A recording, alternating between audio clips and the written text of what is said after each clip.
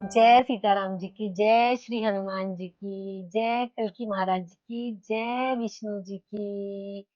भगवान का नाम लेते रहिए, पाप कटते रहेंगे। जय सीताराम जी की जय, सीताराम जी की जय, सीताराम जी। सूर्य का प्रकाश धुंधला पड़ चुका था। आकाश में काले बादलों का ऐसा घेरा बन चुका था कि दिन भी रात जैसा दिखाई दे रहा था। धरती के हर कोने में एक ही प्रश्न था, क्या आज कलयुग का अंतिम युद्ध होने वाला है? भगवान कल की देवदत्त पर सवार हो गए। उनके हाथ में एक दिव्य तलवार चमक रही थी। उसके प्रकाश से अंधकार पीछे हटने लगा। दूसरी ओर अंधकार का सम्राट अपनी अनगिनत मायावी सेना के साथ खड़ा था।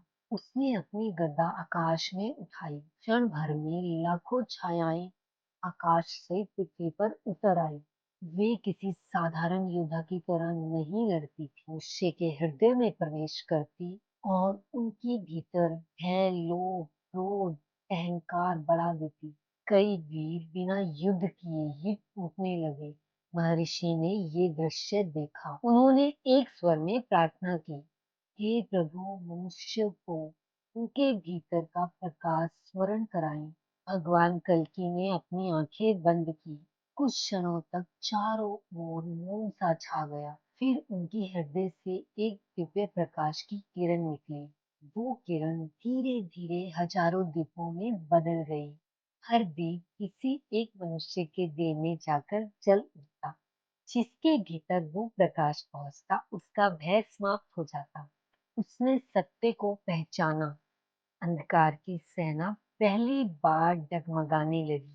ये देखकर अंधकार का राजा क्रोधित हो उठा। उसने अपनी समस्त शक्ति एकत्रित की और एक विशाल अग्नि चक्र उत्पन्न किया। वो चक्र पर्वतों को चीरता हुआ भगवान कल्कि की ओर बढ़ा। देवलोक में सन्नाटा छा गया, लेकिन भगवान कल्कि तनिक भी विचलित नहीं हुए। उन्होंने अपनी तलवार आकाश की ओर उठाई। तलवार से निकला दिव्य प्रकाश उस अग्नि से टकराया।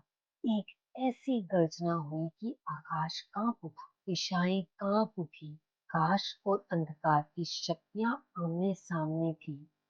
कई क्षणों तक कोई भी विजय नहीं हुआ। फिर देवदत्त ने तीव्र गति से छलांग लगाई।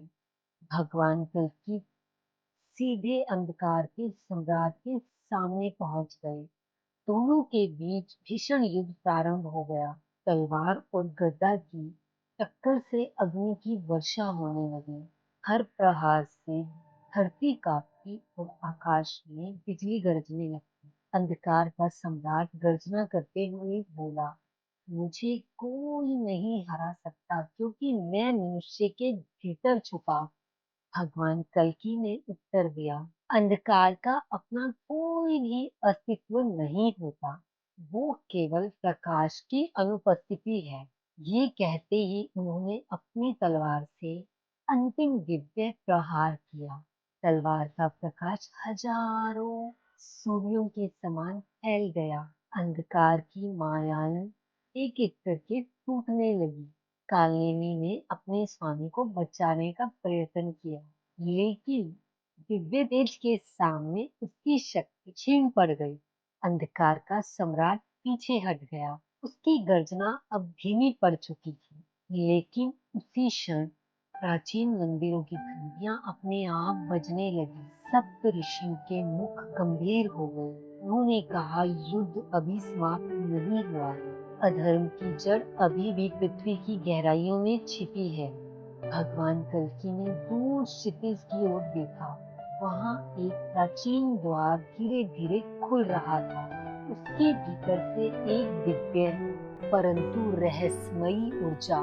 ये देखकर देवता भी मौन हो गए। अगले भाग में समय के द्वार का रहस्य। जय सीताराम जी की जय, श्री हनुमान जी की। भगवान का नाम लेते रहिए, पाप करते रहेंगे। जय सीताराम जी की जय, हनुमान जी की जय, कल्की महाराज जी की जय, विष्णु जी की। मिलते हैं अगले वीडियो में। तब तक के लिए मुझे अलविदा दीजिए।